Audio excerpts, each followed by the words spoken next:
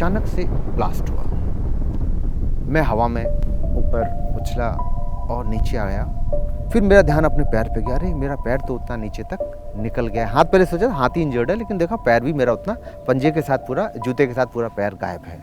इसी दौरान जब ये इंसिडेंट हुआ, मेरे को आईजी ऑफिसर का फ़ोन आ गया। तो मैंने उनको बोला, सर जब तक मैं हूँ मैं कुछ नहीं होने दूँगा।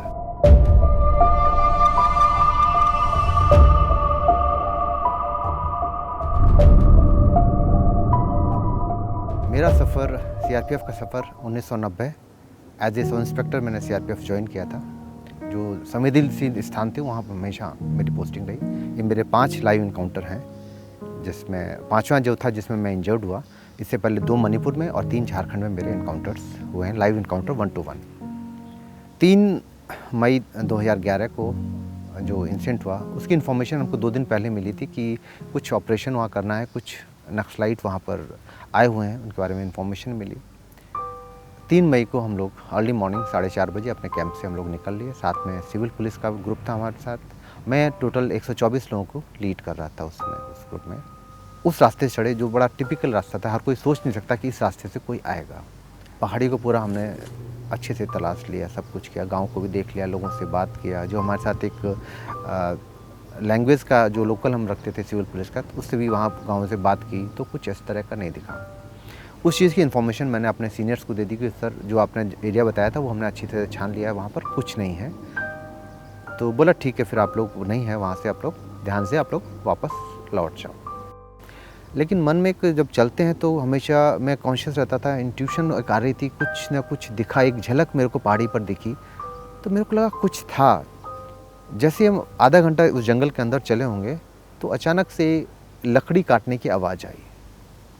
मैंने तुरंत सभी को सचेत किया कि नहीं कुछ है, ये इंडिकेशन तो नहीं है कि हम उनके टेरेन में घुस गए हैं उस चीज़ का। तो सब लोग खुल के देखते हुए पहुँचे। जब हम आगे पहुँचे तो देखा एक लड़का एक लड़की थे, यंग एज के थे, वो लकड़ी काट रहे थे। तो मेरी उन लड़कों पर नज़र डालने से पहले मैं आसपास की जो सराउंडिंग्स उनको देखा। लकड़ी पहले से भी कटी हुई थी, ताज़ी कटी हुई है, और आवाज़ एक मन में आया कि हाँ इंडिकेशन भी है साथ में, लेकिन लकड़ी पहले से भी कटी रखी है, पहले से काट रहे हैं। लेकिन मेरे को डाउट इसलिए हो रहा था कि जैसे हम घुसे तभी क्यों आवाज़ आई, अगर आ रही होती पहले से आ रही होती इस तरह की चीज़ें। लड़कों को फिर मैंने अलर्ट किया थोड़ा हो जाओ, और उन दोनों को मैंने साथ ले लिया कि चलो अब साथ में आप बताते चलो कहाँ उनके बारे में जो पूछताछ थी। तो करीब हम तकरीबन आगे चले आधा घंटे तक, अचानक से ब्लास्ट हुआ। मैं हवा में ऊपर उछला और नीचे आया, और उसी दौरान तुरंत ज़बरदस्त चारों तरफ से फायरिंग आने लगी हमारे ऊपर। तो मैं जैसे ही नीचे गिरा तो मैंने कोशिश की वेपन को पकड़ने की। तो ये हाथ मेरा राइट जो लेफ़्ट हैंड था ये इंजर्ड था, तो मैं वेपन को कॉक नहीं कर पा रहा था। वेपन को राइट हैंड से कॉक किया और एरिया को ऑब्जर्व करने लगा किधर से गोली चल रही है। फिर मेरा ध्यान अपने पैर पे गया। अरे मेरा पैर तो उतना नीचे तक निकल गया। हाथ पहले सोचा हाथ ही इंजर्ड है, लेकिन देखा पैर भी मेरा उतना पंजे के साथ पूरा, जूते के साथ पूरा पैर गायब है। तो मेरा क्योंकि जोश में था, फायरिंग चल रही है, गोलियां चल रही हैं साथ में, तुरंत मैंने अपना जीपीएस निकाला। मैं एरिया पे ऑब्जर्व कर रखा हूँ, जीपीएस अपना निकाल के लोकेशन देखा, मैंने सेट से कम्युनिकेट कर दिया। इसी दौरान जब ये इंसिडेंट हुआ, मेरे को आईजी ऑफिसर का फ़ोन आ गया। तो मैंने उनको बोला, सर जब तक मैं हूँ मैं कुछ नहीं होने दूँगा। इसके अचानक थोड़ी देर बाद माइक से अनाउंस होने लगा, आपको चारों तरफ से घेर लिया है, आप अपने हथियार डाल दो, नहीं तो बेमौत मारे जाओगे, शुद्ध हिंदी में। तो मेरे को लगा यार ये तो 25 गज से पहाड़ी के पास से यहीं से फायर आ रहा है। मैंने अपने बम्बर को कॉल किया। मैंने कहा देख यहाँ से 20-25 गज से ज़्यादा दूर से नहीं है, यहाँ तो पेड़ हैं, वो जो खाली स्थान दिख रहा है यहाँ पहुँच के तुम हाई एंगल पर फायर करना है अच्छी को, जो 20-25 गज से ज़्यादा नहीं गिरे नाले के उस पार। जो पहाड़ी दिख रही है, जो पत्थर दिख रहे हैं उनके पीछे गिरना चाहिए। उस बंदे ने बिल्कुल सटीक फायर किया, जाते अनाउंसमेंट बिल्कुल बंद। शांत हो गया, गोलियां नहीं चल रही। बीच में इक्का दुक्का भी चलती थी। मैं लड़कों को बोला कि नहीं, जिसको दिखाई दे वही फायर करना। थोड़ी देर मेरे पास सुनाई पड़ा सीआरपी आवाज़ सुनाई पड़ा। तो सीआरपी मैंने कहा इतनी जल्दी तो कोई हमारे पास आ ही नहीं सकता। मैंने अपना नंबर बताओ, बिल्कुल साइलेंट।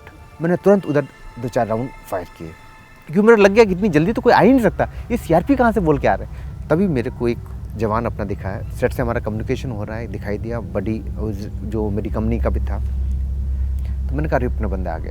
तो मैंने तुरंत सेट से अनाउंस किया, अपनी टीम पहुंच गई है, कोई इनके ऊपर फायर नहीं कर देना। तो उसके बाद हमारे डीजी सर थे, वो गए ऑन द स्पॉट गए, डीजी सर के विजय सर हमारे डीजी सर थे, वो ऑन द स्पॉट गए, उन लड़कों को लेके गए जो मेरे एक बडी था और जिससे बम्बर से मैंने फायर कराया था, आर के ने क्या किया, उस जगह को देखा। उसके बाद मेरे को आके मिले हॉस्पिटल में, बोला आर के ग्रेट, तो एक भी वेपन नहीं जाने दिया। तो इतना बड़ा एम्बुश तुम्हारे ऊपर हुआ, इतने करके इतने लोग इंजर्ड हुए और तुमने पैर उड़ने के बावजूद, हाथ इंजर्ड होने के बाद भी तुम उनसे डट कर लड़ते रहे, ग्रेट जॉब। तो ये मेरा इसका था। तो उस काम को जो रिकॉग्नाइज़ किया गया, इसलिए मेरे को शौर्य चक्र मिला। उसका दिल्ली आ गया, यहाँ पर बैंडेज बस चेंज होता रहा मेरे को। और जुलाई में मैंने अपना प्रोस्थेटिक लिम्ब का जो साइज़ उसका सॉकेट बनता उसका माप दे दिया। तो मेरे डीआई सर थे यहाँ पर नोएडा में जहाँ पोस्टेड हुआ था, बोले कि आर के ऑफिस ज्वाइन कर लो, तुमको फाइनेंशियल बेनिफिट मिलने लगेगा, HRA TPT बाकी करके। मैंने कहा नहीं सर, ऑफिस आऊँगा तो अपने पैरों पे चल के आऊँगा, व्हील चेयर पे किसी के कंधे पे नहीं आऊँगा, ऑफिस आऊँगा अपने पैरों पे चल के ही ज्वाइन करूँगा। 30 अगस्त को मैंने अपना जो पैड लगाया उसको लेके मैं ऑफिस ज्वाइन कर लिया। तो अभी मैंने कहा रुकना नहीं, कुछ ना कुछ करते रहना है हमेशा। तो मैं भी अपना था कि उसके बाद मैंने सोचा, जब नोएडा में था, बैडमिंटन कोर्ट था, बैडमिंटन क्यों ना खेलना। अपना स्कूल टाइम में मैं काफ़ी खेलता था, डिस्ट्रिक्ट टीम में भी था वहाँ पर, तो वहाँ खेला। फिर मैंने बैडमिंटन खेलना स्टार्ट किया। तो इवन जो नोएडा में ऑफिस में काम करते थे उनको यही पता नहीं था कि मेरे आर्टिफिशियल पैड लगा है। अभी मैं 53 ईयर्स मेरी एज हो गई है, लेकिन फिर भी मैं लगा हूँ कि मैं आगे नहीं निकलूँगा तो पीछे भी नहीं रहूँगा, मैं साथ में तो रहूँगा। तो अभी मेरी कोशिश है कि मैं अपने को फिट रखने की पूरी कोशिश करता हूँ।